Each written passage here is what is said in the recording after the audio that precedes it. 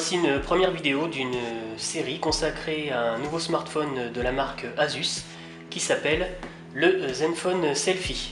Tout d'abord, merci à Asus de m'avoir choisi comme testeur officiel de ce smartphone.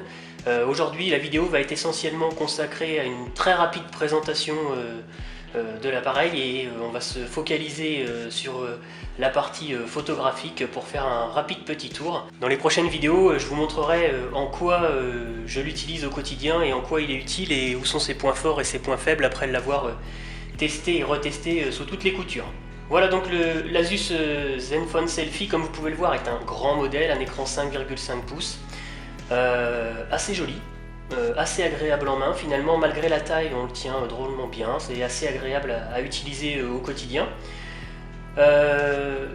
Au dos la coque est bombée, alors ça c'est un détail, mais en termes de design c'est à la fois très agréable et très intéressant quand on l'a en main, mais c'est aussi un inconvénient quand comme moi on l'utilise en même temps qu'on travaille avec un crayon ou un pinceau dans la main, c'est que quand on veut écrire, comme l'écran est bombé, si on l'utilise à plat, le téléphone a tendance à bouger. C'est qu'un détail, mais voilà, il faut le savoir. On va se focaliser sur une fonctionnalité de ce téléphone qui fait aussi sa différence. Comme son nom l'indique, il s'appelle l'Asus Zenfone Selfie. C'est donc censé être le roi de la photographie et notamment le roi du selfie.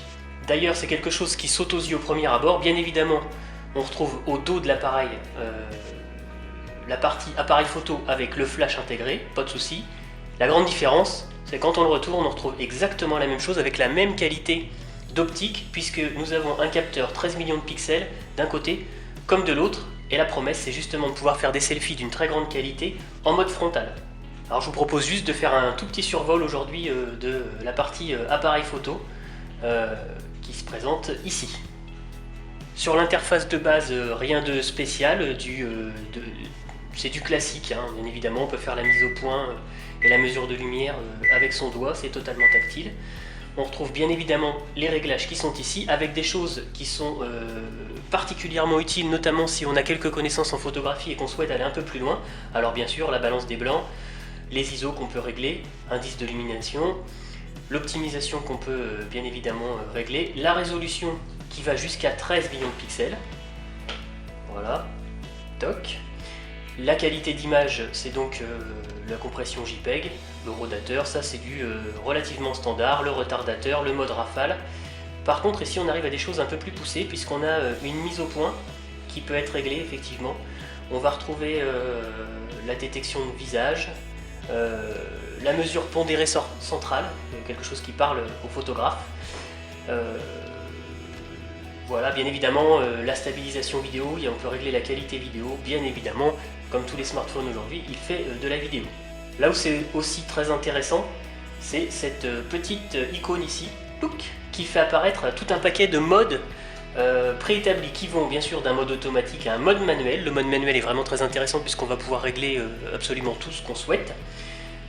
Le mode HDR qui permet en fait de capturer une plage dynamique un peu plus grande et de pouvoir restituer, même on va dire sur une photo où il y aurait des zones en faible luminosité, on va pouvoir aller chercher du détail dedans. Un mode de retouche d'image, alors c'est aussi une des grandes forces, notamment quand on fait un selfie, puisque on va avoir des outils qui vont permettre de corriger entre guillemets les imperfections de la peau, de lisser le grain de la peau.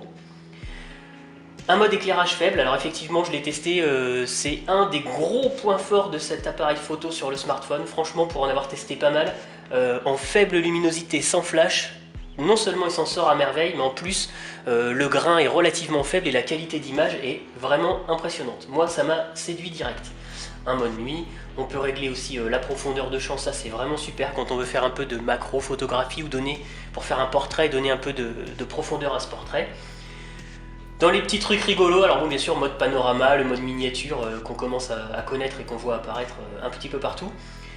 Le mode GIF animé, alors ça c'est assez sympa en fait, vous restez à cliquer et vous restez appuyé et puis ça prend une série de photos et quand vous relâchez ça vous fait une animation à partir de ces photos.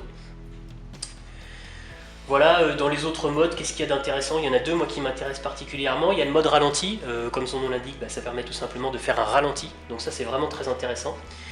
Et puis l'intervalle de temps, pour ceux qui aiment, comme moi de temps en temps, faire ce qu'on appelle du time-lapse, vous posez l'appareil dans un coin et vous souhaitez photographier, je ne sais pas, un coucher de soleil, peu importe, et bien c'est un mode qui est fort utile. Alors bien sûr dans les fonctions de base, ici on peut tout simplement retourner l'appareil photo. Voilà, là on nous voit, là on voit, ah c'est moi, bonjour, salut. Toc, là on repart sur l'appareil photo qui se trouve au dos. Bien évidemment ici on peut régler le flash en mode auto, en mode forcé ou le couper, ou en mode torche, donc un éclairage continu, pratique si on veut faire une vidéo notamment. Voilà dans les fonctionnalités de base. Une dernière petite chose avant de terminer la présentation assez globale et rapide, très rapide et succincte de l'appareil. J'en parlerai bien plus dans quelques jours quand j'aurai eu l'occasion vraiment de le tester sous toutes les coutures. Ce qui est vraiment super agréable, c'est qu'il m'a fallu à peine une soirée pour remettre à jour le téléphone, notamment grâce au compte Google qui sauvegarde les préférences, donc ça a été extrêmement facile. J'ai pu réinstaller bien évidemment tous mes réseaux sociaux directement sur l'appareil. Bien évidemment, c'est comme tous les smartphones aujourd'hui de qualité, il est extrêmement fluide. L'écran est très beau, c'est un bel écran, Gorilla Glass, donc normalement plutôt résistant. Belle luminosité, beau contraste, bien sûr tout ça, ça se paramètre et ça se règle à sa convenance. Voilà, ça va être mon compagnon au quotidien dans mon atelier dans les prochains jours et du coup je vais revenir vers vous très rapidement avec une nouvelle vidéo où je vous montrerai en quoi ce smartphone de chez Asus est un bon allié, je l'espère, en tout cas un bon compagnon de travail notamment et de loisirs au quotidien avec moi.